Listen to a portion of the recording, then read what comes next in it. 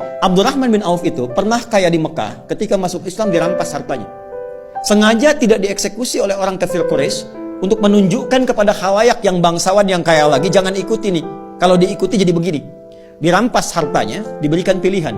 Kalau engkau tinggal di Mekah, tidak hijrah ke Madinah, ke Yathrib, kami berikan semua hartamu lagi, kami angkat jadi orang hartawan yang paling tinggi statusnya, dan kami muliakan semuanya. Tapi kalau engkau memilih hijrah, kami rampas semua hartamu, silahkan pergi, jangan bawa apapun, kecuali pakaian yang melekat di badan. Sengaja nggak dieksekusi. Beliau memilih berangkat untuk hijrah. Yang jadi persoalan, itu istrinya, keluarganya.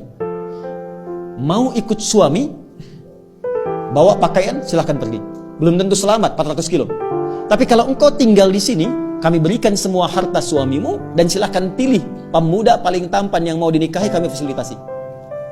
Sebentar ya Pak ya. Kalau ibu dalam posisi istrinya Abdurrahman bin Auf, pilih mana? Ikut suami kehilangan semua harta, atau tinggal di Mekah dapat limpahan semua harta suami, bisa pilih pemuda paling tampan yang mungkin ibu ingin dapatkan. Anggap rekaman ini tidak akan disebarkan kepada suami masing-masing. Pertanyaan saya, ikut suami atau tinggal di Mekah? Ikut suami. Oke. Bolehlah. Maaf, ternyata istri beliau tidak ikut suaminya, tinggal di Mekah pada saat itu. Ini tahapan penghuni surga Firdaus itu levelnya saling bertahap. Allah tidak akan mungkin memberikan kemampuan maksimal di sini kalau kita belum melewati yang ini dengan optimal. Maka apa yang terjadi? Beliau hijrah, dan sebelum hijrah itu sudah mendapatkan pendidikan sholat khusyuk dari Nabi. Inilah nanti yang bisa kita jadikan sebagai panduan bagaimana belajar sholat khusyuk. Dilatih oleh Nabi 3 hal. 1, gerakannya dari takbir sampai salam. 2, bacaannya, apa yang mengiringi gerakan itu. Yang 3, hikmahnya. Karena semua gerakan dan bacaan sholat itu ada maknanya. Kenapa berdiri tidak terlampau rapat, tidak terlampau lebar? Kenapa kemudian mengangkat tangan sampai di sini? Ya, itu ada maknanya. Kenapa disimpan di sini? Kenapa rukunya lurus jajar? Itu semua ada artinya. Secara singkat diajarkan oleh Nabi, hijrahlah beliau kemudian ke Yathrib yang kelak jadi Al-Madinah Al-Munawwarah. Maka sampai sana kemuliaan masyarakat Madinah yang sampai sekarang diabadikan di Quran surah 59 ayat 9 sampai 10. Wa yu'thiruna 'ala anfusihim walau kana bihim khassasah. Karena itu disebut Ansar. Ansar itu menolong tanpa pamrih dan sesuai kebutuhan yang ditolong. Jadi kalau ada orang kehausan, yang datang menyambut yang bawa minuman. Orang lapar, yang datang menyambut yang bawa makanan. Abdurrahman bin Auf pernah kaya, jatuh fakir, yang menyambutnya orang paling kaya di Madinah. Pilihannya 2. Perhatikan baik-baik. Akhil karim, bahasa kita, saudaraku yang mulia. Sami'tu annaka kunta ghaniyya. Saya dengar Anda pernah kaya sebelum kesini. Kalau ingin kaya lagi, ambil setengah harta saya. Dan saya dengar Anda ditinggalkan istri Anda di Mekah. Pilih perempuan paling cantik di Madinah. Sekalipun bagian dari keluarga saya akan fasilitasi pernikahan. Gantian ya Bu ya. Gantian. Kalau Bapak di situasi itu, suruh milih. Ambil setengah harta saya, pilih perempuan paling cantik, sekalipun itu bagian dari keluargaku, aku fasilitasi pernikahannya. Anda terima atau tidak ditolak sama sekali?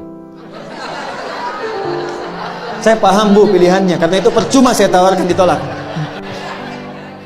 Ya, enggak, orang paling kaya ini bicara demikian karena paham. Orang yang sudah terbiasa dengan keadaan tidak mudah menyesuaikannya. Beliau kira Abdurrahman bin Auf itu seperti itu. Kan di fisika juga begitu kan? Ya, gaya itu kan F1 sama dengan F2, gitu kan? Kalau naik hartanya banyak, naiknya kan turunnya beda. Kalau sedikit naik angkot turun tawadu, sedekah, gitu kan? Ya, yang repot kan hukum Pascalnya. F berbanding lurus dengan P kan, tekanan. Gaya berbanding lurus dengan tekanan. Semakin banyak gaya, semakin tertekan. Itu problemnya. Nah, dia melihat Abdurrahman bin Auf ini barangkali sudah di level tinggi, gayanya tinggi, jadi tekanan. Dia lupa bahwa beliau sudah diajarkan cara sholat yang benar. Itu cuma dipraktekkan, berdiri begini. Ini ada maknanya. Apa jawaban Abdurrahman bin Auf? Jazakallahu khaira arini ainal aswaq.